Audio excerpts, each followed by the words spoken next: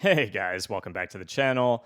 This is not necessarily going to be a review of the EC3-CW, but I did want to make a video because right now, unquestionably, in my opinion, the EC3-CW is my best performing mouse for tracking related purposes and even for tack shooters as well. I'm having an extremely good time on the EC3-CW, and I want to kind of point out why I think that is. I'm going to throw up some clips to the left from Apex Legends, my gaming sessions on the EC3-CW. The reason why I think I perform so well on this mouse is somewhat similar to the reason I play very well on the G303 when it comes to track-heavy games.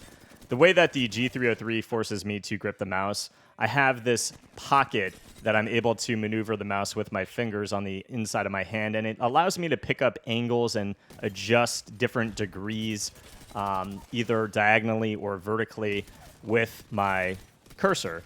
And the nice thing about the EC3, because it is, of course, the smallest in the line of Zowie between the EC2, the EC1, it maintains that ergonomic comfort, but provides just a ton of inner hand maneuverability without ever feeling too small. It's not as small as the X-Lite V2 Mini, and I really do appreciate the size of this mouse. It feels extremely good in game.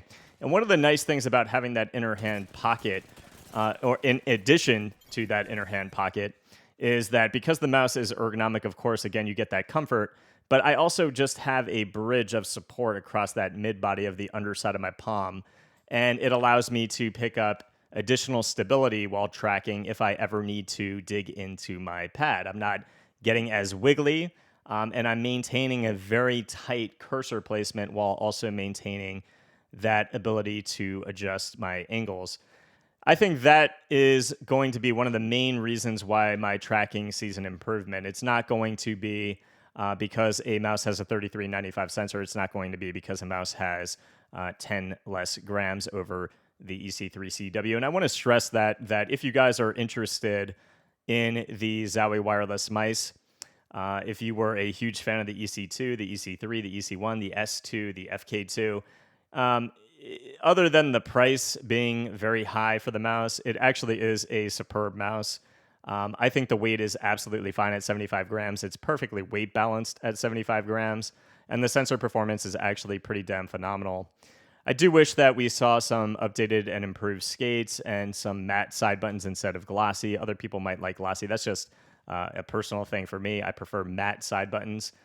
But overall, the build quality of the Zowie EC3-CW, and I'll get into it in a second, and the overall performance are just absolutely amazing. And I don't want you guys to pass up the mouse simply because 3370 or 75 grams. If you're okay with not chasing the fad of going lighter, lighter, lighter, it really is an extremely well-performing mouse for my sized hands at around 21.5 centimeters long. Getting into the comparison of the EC3, the Dave, the X-Lite V2, you can see that the Dave is definitely the longest out of the three. The X-Lite V2 comes up the highest. The X-Lite V2 to me has always felt pretty damn solid, but there's something about the EC3, again, being a lot more small and form factor, yet still kind of maintaining the same height in that hump compared to the Death Adder V3. You get that ergonomic comfort, you get that stability across the mid body on the underside of your palm, but you get way more inner hand maneuverability than the Dave, making the EC3-CW for inner hand movements as well as wrist movements to me feel faster than both the Dave and the X-Lite V2. I think that aids in my gameplay again and just has more of a fun feel to it, despite being 75 grams compared to the lighter Death Adder V3.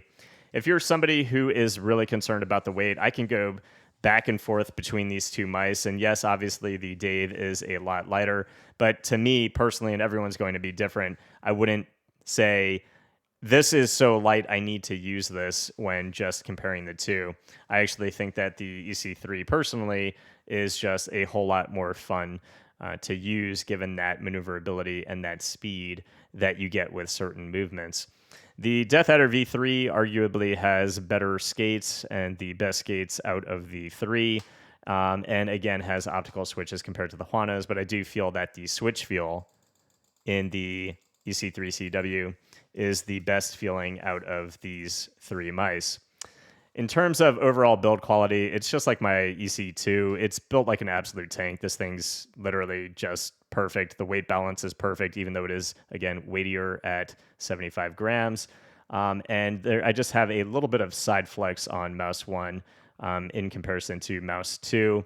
Nothing that I feel in game, so really no issues in terms of overall build quality. A little bit of pre-travel on mouse 1 and mouse 2, and a little bit of post-travel. And then on mouse 4 and mouse 5, just on mouse 4, a little bit of post-travel towards the bottom of mouse 4.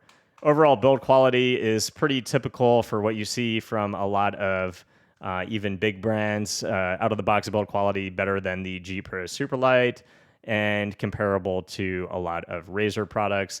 I think the mouse feels absolutely phenomenal, has the best coating out of the 3. Again, best switch feel, and to me has the better ergonomic size and shape for my size hands and the way that I want to feel and play in game. So guys, that's kind of where I'm at in my mouse journey right now. I'm primarily using the EC3-CW as well as the Logitech G303 that I had customized from NachoCustomz.